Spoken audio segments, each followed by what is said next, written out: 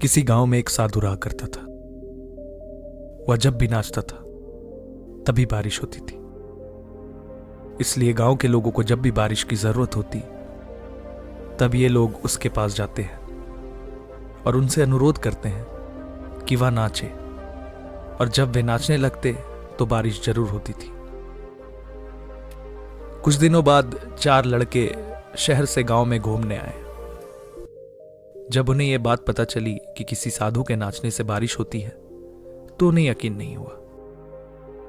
शहरी पढ़ाई लिखाई के घमंड में उन्होंने गांव वालों को चुनौती दे दी कि अगर हम भी नाचेंगे तो बारिश होगी, और अगर हमारे नाचने से बारिश नहीं हुई तो साधु के नाचने से भी बारिश नहीं होगी।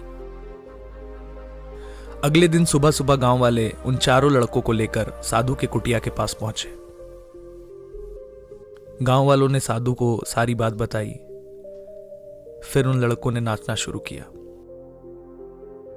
पहले लड़के ने नाचना शुरू किया। आधा घंटा बीत गया। फिर पहला लड़का थक कर बैठ गया, पर बादल नहीं दिखे।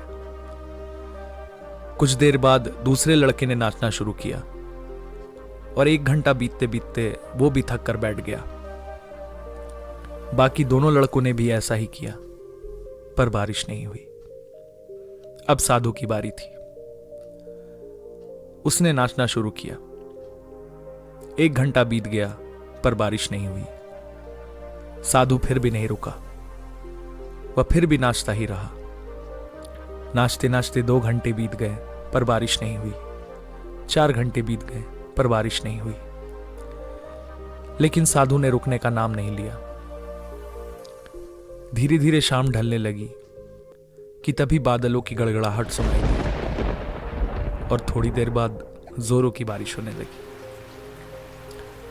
यह देखकर चारों लड़के दंग रह गए और तुरंत साधु से क्षमा मांगी।